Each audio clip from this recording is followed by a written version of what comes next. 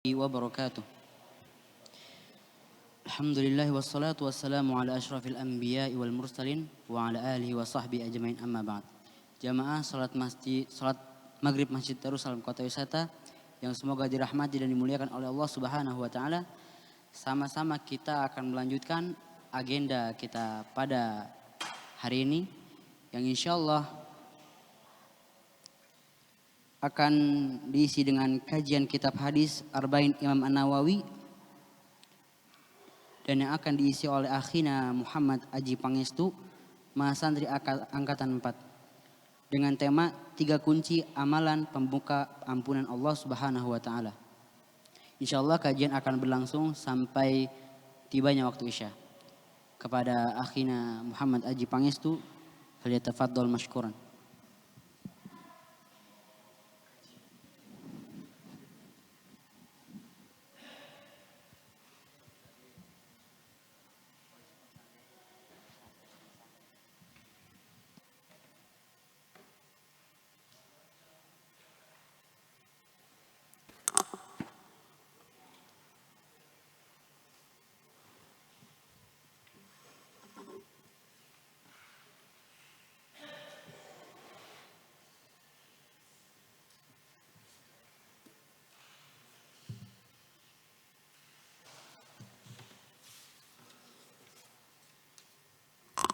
Bismillahirrahmanirrahim.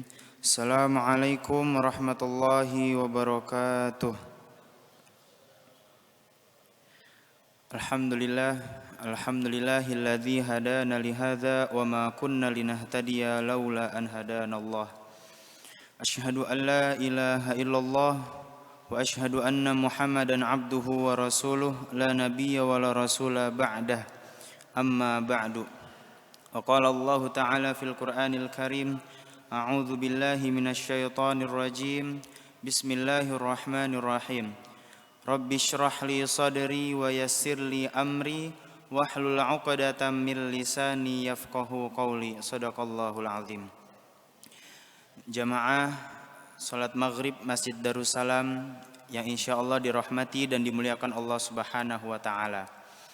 Alhamdulillah, pertama-tama marilah bersama-sama kita bersyukur kepada Allah Subhanahu wa taala atas segala nikmat yang Allah berikan kepada kita sehingga kita masih bisa berkumpul di masjid yang Allah muliakan ini dalam rangka bersama-sama menunaikan ibadah salat maghrib secara berjamaah. Nikmat yang Allah berikan kepada kita sangatlah banyak sehingga kalau nikmat tersebut kita hitung, maka nikmat tersebut tidak akan bisa kita hitung. Allah Subhanahu wa taala berfirman, "A'udzu billahi minasyaitonir rajim. Wa in ta'uddu ni'matallahi la tuhsuha." Andai saja kita menghitung nikmat yang Allah berikan kepada kita, sungguh kita tidak akan mampu untuk menghitungnya. Oleh karena itu, para hadirin sekalian, marilah kita bersama-sama bersyukur kepada Allah Subhanahu wa taala. Bentuk syukur kita kepada Allah Subhanahu wa taala yaitu salah satunya dengan meningkatkan keimanan dan juga ketakwaan kita kepada Allah Subhanahu wa taala. Meningkatkan iman dan takwa dalam artian mati-matian menjalankan perintah Allah Subhanahu wa taala dan juga mati-matian atau berjuang untuk meninggalkan larangan-larangan yang Allah wanti-wanti kepada kita untuk ditinggalkan dan juga untuk tidak kita kerjakan. Ini adalah bentuk salah satu syukur terhadap nikmat yang Allah berikan kepada kita. Salawat serta salam tak lupa kita curah limpahkan kepada baginda Nabi besar Nabi Muhammad sallallahu alaihi wasallam yang semoga kita sebagai umatnya bisa mendapatkan syafaat beliau di yaumul akhir kelak. Amin amin ya rabbal alamin. Jamaah salat maghrib Masjid Darussalam yang insyaallah dirahmati dan dimuliakan Allah Subhanahu wa taala. Insyaallah pada kesempatan kali ini kita akan melanjutkan setelah salat maghrib kita dengan sedikit kajian dengan tema yaitu 3 amalan. 3 amalan yang akan membuka ampunan dari Allah Subhanahu wa taala. Tema tersebut diambil dari salah satu hadis Arba'in nomor ke-42 dalam kitab Arba'in An-Nawawi karya Imam An-Nawawi. Qala al-muallif rahimahullah an Anasin radhiyallahu anhu qala sami'tu Rasulullah sallallahu alaihi wasallam yaqul qala Allah ta'ala ya ibna Adam innaka ma da'awtani wa rajautani ghafartu laka ala ma kana minka wala ubali. Ya ibna Adam law balaghat dhunubuka ananas sama thumma astaghfartani ghafartu laka. Ya abna Adam innaka law ataitani biqurabil ardi khotoya thumma laqitani la tusyrik bi syai'a la ataituka biqurabiha maghfiratan. Rawahu Tirmidzi wa qala haditsu hasan sahih.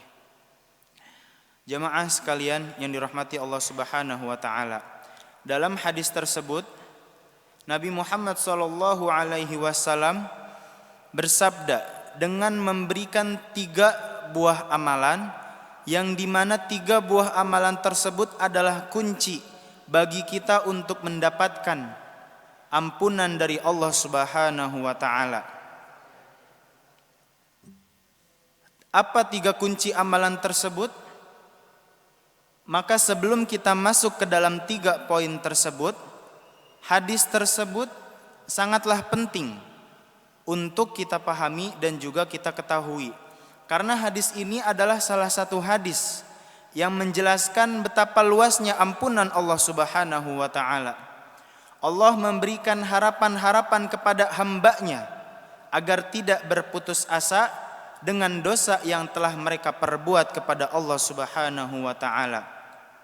Jadi pada para hadirin sekalian, kita sebagai manusia yang diciptakan oleh Allah Subhanahu wa taala untuk melakukan aktivitas di muka bumi ini, maka kita sebagai manusia tidak luput dengan kesalahan-kesalahan kepada Allah Subhanahu wa taala. Kesalahan-kesalahan tersebut barangkali bisa berbuat atau bisa menjadi sebuah dosa yang dimana Allah Subhanahu wa taala tidak suka akan hal tersebut. Maka kita sebagai hamba-Nya, kita sebagai orang yang beriman kepada Allah Subhanahu wa taala, untuk tidak merasa berputus asa atau barangkali semasa kita hidup kita merasa bahwa setiap yang kita lakukan adalah sebuah dosa kepada Allah Subhanahu wa taala.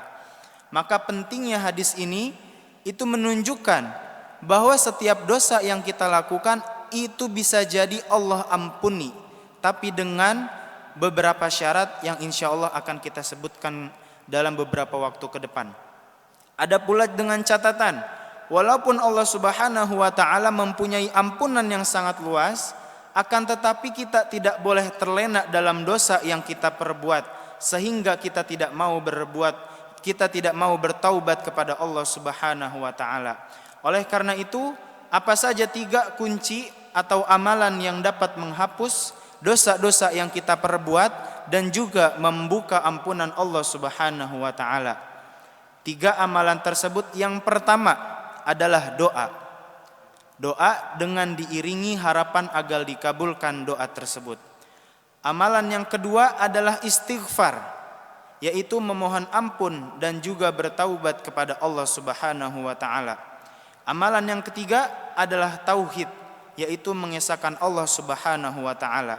Jadi 3 amalan tersebut yang disebutkan di dalam hadis Nabi, yaitu akan membuka ampunan-ampunan dan juga menggugurkan dosa kita di hadapan Allah Subhanahu wa taala.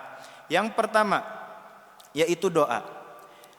Dalam hadis tadi disebutkan, ya ibna Adam innaka ma da'autani wa rajautani ghafartu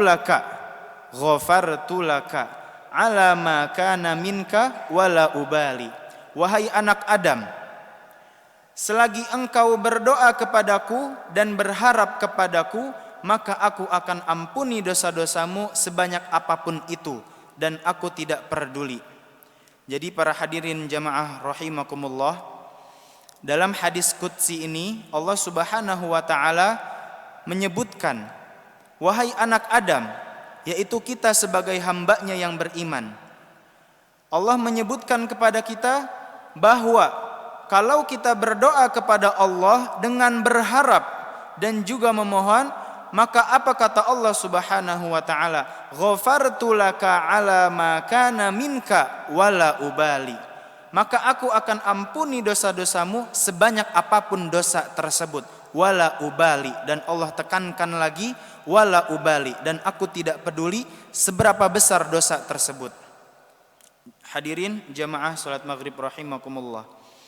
Akan tetapi, walaupun ampunan Allah Subhanahu wa ta'ala sangatlah besar, pertanyaannya, kita sebagai hambanya maukah untuk meminta ampunan kepada Allah Subhanahu wa ta'ala? Padahal ampunan Allah sangatlah luas dan juga besar. Oleh karena itu, yang pertama, kita harus berdoa kepada Allah dan tidak putus dengan harapan untuk doa-doa kita dikabulkan oleh Allah Subhanahu wa ta'ala. Dalam surat Ghafir ayat ke-60 Allah Subhanahu wa ta'ala berfirman, A'udzu billahi minasyaitonir rajim. Wa qala rabbukum ud'uni istajib lakum. Innal ladzina yastakbiruna an ibadati sayadkhuluna jahannama dakhirin. Allah Subhanahu wa taala berfirman, berdoalah kepadaku, niscaya akan aku perkenankan bagimu apa yang kamu harapkan. Sesungguhnya orang-orang yang menyombongkan diri tidak mau beribadah kepadaku akan masuk ke dalam neraka jahanam dalam keadaan hina dina. Hadirin jamaah salat maghrib rahimakumullah. Dalam ayat tersebut Nu'man bin Bashir radhiyallahu an berkata bahwa Rasulullah sallallahu alaihi wasallam bersabda, sesungguhnya doa adalah ibadah. Jadi Allah Subhanahu wa taala berfirman di dalam surat Ghafir, yaitu kita diminta oleh Allah Subhanahu wa taala untuk berdoa kepada Allah. Maka niscaya dengan doa-doa tersebut akan Allah perkenankan bagi kita apa yang kita minta. Maka ini adalah salah satu bentuk ibadah kepada Allah Subhanahu wa taala. Nu'man bin Bashir radhiyallahu an berkata bahwa Rasulullah sallallahu alaihi wasallam bersabda, sesungguhnya doa adalah ibadah. Kemudian beliau membaca ayat, dan Rabbmu berfirman, berdoalah kepadaku. Hadis riwayat At-Tirmidzi. Jemaah sekalian, hadis tersebut menguatkan bahwa doa-doa yang kita panjatkan itu adalah bentuk ibadah yang dimana Allah Subhanahu wa taala akan senang dengan ibadah tersebut. Maka apa hadiah yang Allah kasih kepada kita? Dengan doa-doa tersebut Allah akan perkenankan apa yang kita minta. Ini adalah salah satu bentuk keistimewaan dari ibadah doa yang Allah berikan kepada kita, yang Allah maksudkan di dalam hadis tersebut. Yang kedua, syarat dikabulkannya doa. Di saat kita berdoa, maka ada syarat yang dimana syarat-syarat tersebut membuat doa-doa yang kita panjatkan lebih diijabah lagi oleh Allah Subhanahu wa taala. Maka syarat yang pertama, di saat kita berdoa adalah bersungguh-sungguh dan juga penuh harapan kepada Allah Subhanahu wa taala. Abu Hurairah radhiyallahu an berkata bahwa Rasulullah sallallahu alaihi wasallam bersabda dalam sebuah hadis riwayat Imam At-Tirmidzi, berdoalah kepada Allah dengan harapan akan dikabulkan, karena Allah tidak akan menerima doa dari hati yang lalai dan kosong dari harapan. Oleh karena itu, dalam hadis ini menjadi syarat kepada kita bahwa kita saat berdoa kepada Allah Subhanahu wa taala, maka doa yang kita panjatkan haruslah bersungguh-sungguh kepada Allah Subhanahu wa taala. Dan doa yang kita panjatkan tersebut haruslah dengan keyakinan di dalam hati kita bahwa doa tersebut akan dikabulkan oleh Allah Subhanahu wa taala. Yang kedua, yaitu penuh keyakinan kepada Allah Subhanahu wa taala. Dalam sebuah hadis riwayat Muslim, Nabi Muhammad sallallahu alaihi wasallam bersabda, "Ya Allah, ampunilah aku jika Engkau berkenan. Ya Allah, rahmatilah aku jika Engkau berkenan. Akan tetapi dalam berdoa harus dengan perasaan yakin, karena Allah Subhanahu wa taala akan berbuat apa saja tanpa ada yang memaksa. Jamaah rahimakumullah. Dalam berdoa jangan sampai kita merasa bahwa Allah tidak akan mengabulkan doa tersebut sehingga kita berkata, ya Allah, kabulkanlah doaku jika Engkau berkenan. Maka perkataan jika Engkau berkenan di sini, inilah yang digarisbawahi oleh Nabi Muhammad SAW, menunjukkan bahwa hati kita masih ragu-ragu atau kurang yakin terhadap Allah Subhanahu wa taala. Oleh karena itu, Allah Subhanahu wa taala akan berbuat apa saja tanpa ada yang memaksa. Kalau kita tidak yakin, bahasanya kita tidak memaksa Allah Subhanahu wa taala untuk mengabulkan doa-doa kita, maka Allah Subhanahu wa taala juga akan memberikan apa adanya kepada kita. Maka inilah pentingnya di saat kita berdoa, syarat utamanya yaitu kita harus yakin di dalam hati kita yakin bahwa doa tersebut akan diijabah oleh Allah Subhanahu wa taala. Syarat yang ketiga yaitu saat kita berdoa, kita tidak terburu-buru meminta untuk dikabulkan doa tersebut. Karena Rasulullah SAW melarang seorang mukmin yang meninggalkan sebuah doa karena doanya tersebut belum juga dikabulkan oleh Allah Subhanahu wa taala. Bahkan Rasulullah SAW itu menganggap bahwa kejadian tersebut merupakan faktor tidak dikabulkannya doa orang tersebut. Karena itu seseorang dituntut untuk senantiasa berdoa dan agar tidak putus harapannya kepada Allah Subhanahu wa taala. Rasulullah SAW bersabda, akan dikabulkan doa seseorang selama ia tidak terburu-buru minta dikabulkan doa tersebut, hingga mengatakan, saya telah berdoa kepada Tuhanku namun belum juga dikabulkan. Muttafaq alaih. Hadirin jamaah rahimakumullah. Di dalam berdoa, Rasulullah SAW juga mewanti-wanti kepada kita bahwasannya jangan sekali-kali doa yang kita panjatkan tersebut kita merasa kita sudah berdoa berpuluh-puluh tahun tapi doa tersebut belum dijabah oleh Allah Subhanahu wa taala. Maka di saat kita berkata, saya telah berdoa kepada Tuhanku namun belum juga dikabulkan oleh Allah, maka sebenarnya ini adalah salah satu bentuk bahwa kita tidak yakin Allah Subhanahu wa taala mengijabah doa tersebut. Karena kita masuk ke nomor yang ketiga. Kadang-kadang permohonan seorang hamba itu dialihkan kepada hal yang lebih baik. Nah, jadi di sini bisa jadi doa yang kita panjatkan tersebut itu Allah Subhanahu wa taala ijabah, tapi ijabahnya dalam bentuk sesuatu yang lainnya.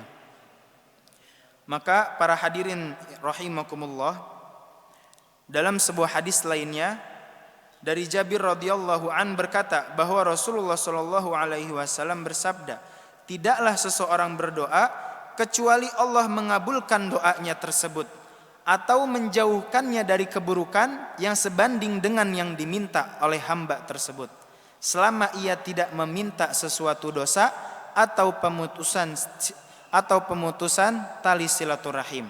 Hadis riwayat Imam Ahmad dan At-Tirmidzi. Dalam hadis tersebut, Nabi Muhammad SAW itu memberikan kepada kita bahwasannya doa-doa yang kita minta tersebut sejatinya Allah Subhanahu wa taala kabulkan. Akan tetapi jika apa yang kita minta tersebut berbeda dikabulkannya oleh Allah Subhanahu wa taala, belum tentu Allah Subhanahu wa taala tidak mengabulkan doa yang kita minta. Bisa jadi doa tersebut menurut Allah ini adalah sesuatu yang tidak baik menurut kita. Oleh karena itu Allah berikan atau Allah ijabah doa yang kita minta tersebut dengan Allah berikan hal-hal yang lainnya. Karena di dalam surat Al-Baqarah Allah Subhanahu wa taala berfirman, A'udzu billahi minasyaitonir rajim. Wa asa an takrahu syai'a wa huwa khairul lakum. Bisa jadi yang menurut kita itu tidak baik, maka itu sebenarnya menurut Allah baik. Wa asa an tuhibbu syai'a wa huwa syarrul lakum. Dan bisa jadi yang menurut kita itu baik, tapi menurut Allah itu sebetulnya tidak baik menurut kita. Maka Allah Subhanahu wa taala akan memberikan apa yang menurut Allah itu baik, walaupun menurut kita itu tidak, walaupun menurut kita itu adalah baik, tapi belum tentu di hadapan Allah Subhanahu wa taala itu adalah yang terbaik untuk kita. Oleh karena itu, sekali lagi kita yakini bahwa doa-doa tersebut yaitu diijabah oleh Allah Subhanahu wa taala, baik apa yang kita minta ataupun apa yang kita minta tapi Allah Subhanahu wa taala memberikan hal tersebut dengan sesuatu yang lainnya. Bisa jadi kita meminta harta tapi Allah Subhanahu wa taala mengabulkannya dengan bentuk harta tapi berupa kesehatan. Bisa jadi kita meminta kesehatan tapi Allah Subhanahu wa taala mengabulkannya dengan bentuk yang lainnya. Bisa jadi Allah Subhanahu wa taala memberikan nikmat kesehatan tersebut dengan berupa harta, yang dimana harta tersebut bisa kita pergunakan untuk menjadikan diri kita lebih sehat lagi. Maka kita harus berpandangan luas. Jika kita meminta kepada Allah Subhanahu wa taala, bisa jadi Allah Subhanahu wa taala mengabulkan hal-hal tersebut tapi dengan bentuk yang lainnya. Yang nomor keempat, yaitu adab-adab dalam berdoa. Perlu kita perhatikan juga dalam berdoa kepada Allah Subhanahu wa taala agar doa-doa yang kita panjatkan tersebut itu bisa menjadi doa yang diijabah oleh Allah Subhanahu wa taala. Maka adab-adab dalam berdoa yang diajarkan oleh Rasulullah sallallahu alaihi wasallam di dalam hadis ini, itu yang pertama, hendaknya kita berdoa itu memilih waktu-waktu tertentu, yang dimana waktu-waktu tertentu adalah salah satu keutamaan atau waktu di waktu mustajab untuk berdoa. Sebagaimana di setiap kita sholat 5 waktu, kita dianjurkan setelah sholat untuk berdoa kepada Allah Subhanahu wa taala, karena sejatinya sholat itu adalah salah satu bentuk ibadah atau berdoa kita kepada Allah Subhanahu wa taala. Yang kedua, yaitu didahului dengan berwudu dan juga sholat. Nah, ini salah satu adab dalam berdoa. Yang ketiga, saat berdoa kita meminta ampun kepada Allah Subhanahu wa taala. Jadi jangan sampai kita hanya meminta kepada Allah tapi kita lupa bahwa apa yang kita minta ini sebenarnya kita juga mempunyai sesuatu yang lebih penting lagi, yaitu untuk memohon ampunan kepada Allah Subhanahu wa taala. Yang keempat, yaitu menghadap kiblat. Di saat kita berdoa, maka hendaknya kita menghadap kiblat dan juga kita mengangkat kedua tangan kita kepada Allah Subhanahu wa taala.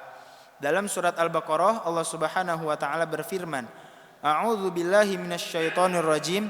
Wa idza sa'alaka 'ibadi anni fa inni qarib ujibu da'watad da'i idza da'an. Jika hambaku meminta kepadaku, anni fa inni qarib, sesungguhnya aku sangatlah dekat.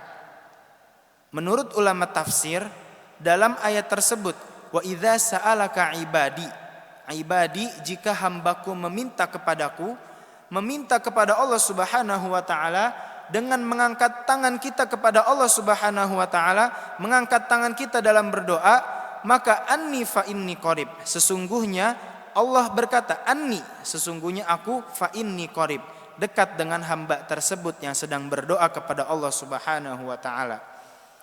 Ulama tafsir menyebutkan qarib, dekat di sini ada yang menyebutkan lebih dekat daripada urat nadi kita sendiri. Ada sebuah kisah Nabi Musa alaihi salam itu salah satu hamba Allah yang bisa berkomunikasi langsung dengan Allah Subhanahu wa taala. Suatu hari Nabi Musa dalam hatinya merasa bahwa di antara semua nabi Allah hanyalah Nabi Musa yang bisa berkomunikasi langsung dengan Allah Subhanahu wa taala.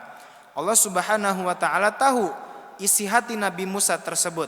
Maka apa kata Allah Subhanahu wa taala? Wahai Nabi Musa, walaupun engkau bisa berkomunikasi denganku, akan ada suatu umat di akhir zaman di mana umat tersebut walaupun dia tidak bisa berkomunikasi langsung denganku, akan tetapi jarak di antara aku dengan umat tersebut itu lebih dekat daripada urat nadinya sendiri.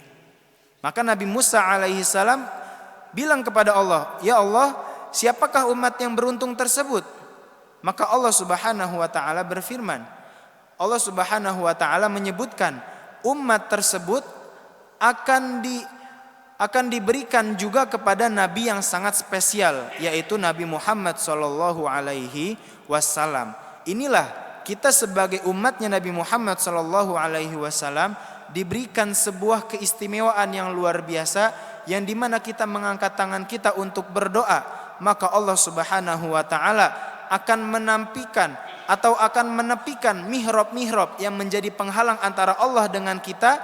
Itu salah satu keutamaan kita sebagai umatnya Nabi Muhammad saat mengangkat tangan kita untuk berdoa kepada Allah Subhanahu wa taala. Maka inilah salah satu keistimewaan, di mana keistimewaan tersebut bisa kita dapatkan saat kita berdoa kepada Allah Subhanahu wa taala. Yang keenam, kita meminta ampunan dan juga betapapun besar dosa yang kita lakukan kepada Allah Subhanahu wa taala. Inilah yang terpenting dari ibadah doa tersebut. Di saat kita berdoa kepada Allah Subhanahu wa taala, maka kita harus meyakini bahwa sejatinya sebesar apapun dosa yang kita punya, maka ampunan Allah Subhanahu wa taala itu lebih luas dan juga lebih besar daripada dosa tersebut. Inilah amalan yang pertama, yang dimana amalan tersebut disebutkan di dalam hadis Arba'in An-Nawawi, yaitu amalan tersebut bisa membuka ampunan Allah Subhanahu wa taala. Yang pertama adalah doa. Maka kita masuk ke amalan yang kedua, yaitu beristighfar. Istighfar kepada Allah Subhanahu wa taala. Dalam hadisnya disebutkan, "Ya ibna Adam, lau balaghat dzunubuka ananas sama thumma astaghfartani ghafartu laka." Wahai anak Adam, kalau seandainya dosa-dosamu setinggi langit, kemudian engkau beristighfar kepadaku, niscaya aku akan mengampuni dosa-dosa itu untukmu. Jamaah salat maghrib rahimakumullah.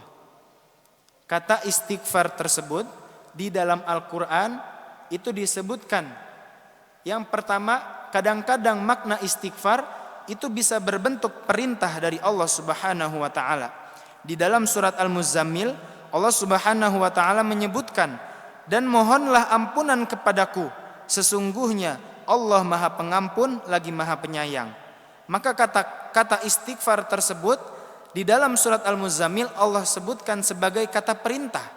Allah memerintahkan kepada kita untuk memohon ampun kepada Allah, karena sesungguhnya Allah Maha Pengampun lagi Maha Penyayang. Makna istighfar yang kedua, yaitu kadang-kadang berbentuk pujian terhadap orang-orang yang senantiasa beristighfar kepada Allah Subhanahu wa taala. Di dalam surat Ali Imran ayat ke-135 Allah menyebutkan, "Dan juga orang-orang yang apabila mengerjakan perbuatan keji atau menganiaya diri sendiri, mereka akan mengingat akan Allah Subhanahu wa taala, lalu memohon ampun terhadap dosa-dosa mereka. Dan siapa lagi yang dapat mengampuni dosa selain daripada Allah Subhanahu wa taala, dan mereka tidak meneruskan perbuatan kejinya tersebut sedang mereka mengetahuinya." Maka di dalam surat Ali Imran ayat 135 ini disebutkan, makna istighfar itu kadang-kadang berbentuk pujian terhadap orang-orang yang senantiasa beristighfar. Allah Subhanahu wa taala di sini menyebutkan bahwa kita di saat kita mengerjakan perbuatan-perbuatan yang keji, akan tetapi di saat kita mengerjakan perbuatan keji tersebut, kita mengingat Allah Subhanahu wa taala. Maka disinilah Allah Subhanahu wa taala memuji kita, karena sesungguhnya Allah Subhanahu wa taala Maha mengetahui perbuatan tersebut. Dan juga di saat kita mengerjakan perbuatan keji tersebut, kita mengingat Allah Subhanahu wa taala dan kita takut kepada Allah Subhanahu wa taala, dan juga untuk tidak mengulangi perbuatan tersebut, maka ini adalah salah satu amalan yang dicintai oleh Allah Subhanahu wa taala. Dan juga kita disebutkan ke dalam hamba-hamba Allah yang bertaubat kepada Allah Subhanahu wa taala. Yang ketiga, makna istighfar kadang-kadang disebutkan juga bahwa Allah Subhanahu wa taala akan mengampuni orang-orang yang meminta ampun kepada Allah Subhanahu wa taala. Dalam surat An-Nisa ayat 110 Allah Subhanahu wa taala berfirman, barang siapa yang mengerjakan kejahatan dan menganiaya dirinya, kemudian ia memohon ampun kepada Allah Subhanahu wa taala, niscaya ia mendapati Allah Maha Pengampun lagi Maha Penyayang. Hadirin jamaah salat maghrib rahimakumullah. Semua ini adalah bukti bahwa istighfar adalah sesuatu yang penting. Ia adalah kunci keselamatan seorang hamba, karena manusia tidak luput dari dosa yang disengaja maupun yang tidak disengaja. Oleh karena itu, inilah salah satu amalan yang akan membuka ampunan dari Allah Subhanahu wa taala, yaitu dengan banyak-banyak beristighfar kepada Allah Subhanahu wa taala. Dan juga makna istighfar itu sering dikaitkan atau sering beriringan dengan kata-kata taubat. Misalnya dalam ayat surat Al-Maidah ayat ke-74. Allah Subhanahu wa taala berfirman, maka mengapa mereka tidak bertaubat kepada Allah dan memohon ampun kepadanya, dan Allah Maha Pengampun lagi Maha Penyayang. Di sini Allah menyebutkan kata istighfar beriringan dengan kata bertaubat kepada Allah. Maka sesungguhnya beristighfar, yaitu memohon ampun kepada Allah Subhanahu wa taala, ini seharusnya membuat hati kita atau diri kita ini merasa takut kepada Allah Subhanahu wa taala, sehingga kita akan memperbanyak bertaubat kepada Allah atas dosa-dosa yang kita lakukan. Yang ketiga, yaitu macam-macam orang yang bertaubat kepada Allah Subhanahu wa taala. Yang pertama, ada orang yang dia meminta ampun namun tetap melakukan dosa kepada Allah Subhanahu wa taala. Ampunan hanya akan diberikan terhadap orang yang memohon ampun dan menghentikan perbuatan maksiat yang dia lakukan. Abu Bakar radhiyallahu an berkata, dari Rasulullah sallallahu alaihi wasallam bersabda, tidak mengulangi dosanya lagi orang yang meminta ampun meskipun ia mengulanginya 70 kali dalam sehari. Hadis riwayat Abu Daud radhiyallahu an. Abu Hurairah berkata, seorang hamba berbuat dosa, lalu Allah Subhanahu wa taala berkata, Tuhan, aku telah melakukan sebuah dosa, maka ampunilah aku. Maka Allah Subhanahu wa taala menjawab, hambaku mengetahui bahwa ia mempunyai Tuhan yang mengampuni dosa, maka aku akan mengampuni apa-apa yang telah diperbuat oleh hambaku tersebut. Di sini kita bisa memahami bahwa istighfar yang akan dikabulkan adalah yang diiringi dengan tidak mengulangi lagi dosa yang telah diperbuatnya. Itulah yang disebut sebagai taubatan nasuha. Jadi taubatan nasuha itu adalah kita meminta ampun kepada Allah Subhanahu wa taala dengan dosa-dosa yang kita perbuat, dan juga kita menjalaninya. Di saat kita beristighfar kepada Allah, kita juga meyakini bahwa kita tidak akan mengulangi hal-hal tersebut lagi. Inilah makna taubatan nasuha yang akan Allah Subhanahu wa taala bukakan pintu ampunan yang sebesar-besarnya.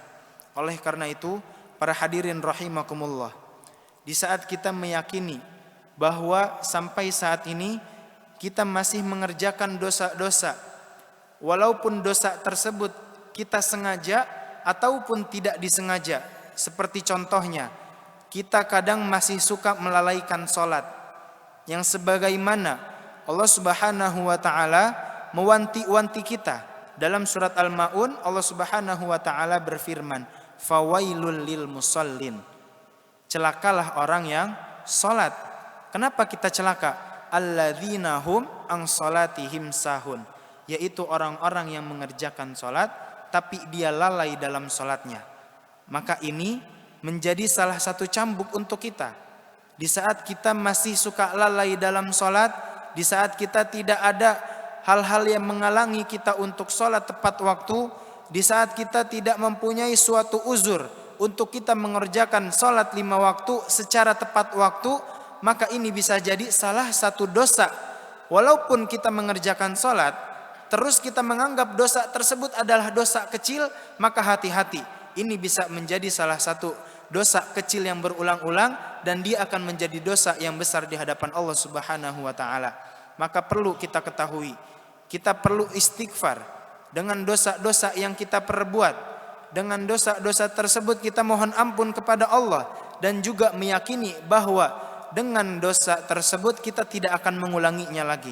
Inilah makna, yaitu taubatan nasuha, mohon ampun kepada Allah Subhanahu wa taala atas dosa-dosa yang kita perbuat tersebut. Maka para hadirin rahimakumullah, perlu kita sebagai hamba Allah Subhanahu wa taala yang beriman untuk memperbanyak istighfar kepada Allah Subhanahu wa taala. Beristighfar yaitu bisa dengan kita mengucapkan astaghfirullahal azim. Di saat kita mengucapkan astaghfirullahal azim dan kita meyakini di dalam hati kita untuk mohon ampun kepada Allah Subhanahu wa taala, maka insya Allah Allah Subhanahu wa taala akan mengampuni kita lebih dari 70 kali dalam sehari. Oleh karena itu penting bagi kita untuk memperbanyak istighfar kepada Allah Subhanahu wa taala. Yang terakhir yaitu amalan yang ketiga yang akan membuka ampunan Allah Subhanahu wa taala adalah tauhid, yaitu dengan mengesahkan diri kita kepada Allah Subhanahu wa taala. Dalam hadis ini Allah menyebutkan, seandainya engkau datang kepadaku dengan sepenuh bumi kesalahan, maka Allah Subhanahu wa taala akan memberikan juga kepada kita sepenuh bumi ampunan yang luasnya seperti langit dan juga bumi, akan tetapi dengan syarat kita tidak berbuat syirik kepada Allah Subhanahu wa taala. Tauhid adalah kunci mendapatkan ampunan Allah Subhanahu wa taala.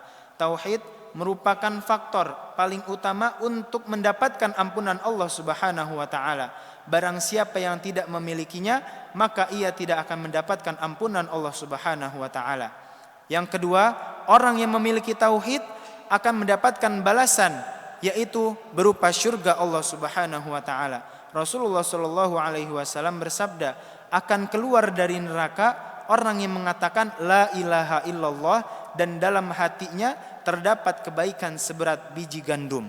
Hadis riwayat Imam Al-Bukhari. Oleh karena itu perlu kita ketahui bahwa kita di saat kita sudah mengucapkan kalimat la ilaha illallah, ini adalah salah satu bentuk nikmat terbesar yang Allah berikan kepada kita.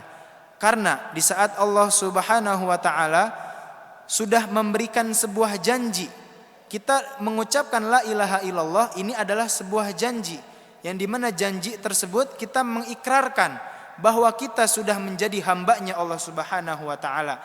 Maka di saat kita sudah mengucapkan kalimat la ilaha illallah, kita bertauhid kepada Allah, maka ucapan tersebut membuat kita menjadi hamba Allah yang tidak akan dimasukkan ke dalam nerakanya Allah Subhanahu wa taala. Walaupun kita dimasukkan ke dalam nerakanya Allah Subhanahu wa taala, akan tetapi kita pernah mengucapkan kalimat tauhid dan juga pernah kita berbuat kebaikan walaupun sekecil biji gandum, maka dengan ucapan la ilaha illallah dan juga kebaikan yang kita lakukan tersebut akan membuat kita dikeluarkan dari nerakanya Allah Subhanahu wa taala dan dimasukkan ke dalam surganya Allah Subhanahu wa taala. Yang terakhir adalah tauhid yang murni. Rasulullah sallallahu alaihi wasallam bersabda, tidak sempurna iman salah seorang di antara kalian hingga Allah dan Rasulnya lebih dicintai daripada yang lainnya. Oleh karena itu, makna tauhid yang harusnya tertanam di dalam hati kita ini adalah qul huwallahu ahad. Kita mengesahkan Allah Subhanahu wa taala dan juga tidak menyekutukan Allah dengan sesuatu apapun. Di mana di saat kita menjadikan tauhid dan juga keimanan kita ini hanya kepada Allah Subhanahu wa taala, inilah salah satu makna tauhid murni yang di mana dalam tauhid tersebut membuat diri kita ini menjadi salah satu hamba Allah yang beriman. Di saat kita sudah beriman kepada Allah, maka perlu kita tanamkan dalam hati kita bahwa tidak ada lagi Tuhan yang berhak disembah selain Allah. Bahwa tidak ada lagi sekutu-sekutu yang jauh lebih hebat daripada sekutu-sekutunya Allah, itu tidak ada lagi bahwa Allah Subhanahu wa taala itu mempunyai sesuatu yang sederajat dengan dirinya. Maka ini adalah salah satu tauhid murni, yang dimana dengan tauhid tersebut kita bisa membuka ampunan Allah Subhanahu wa taala.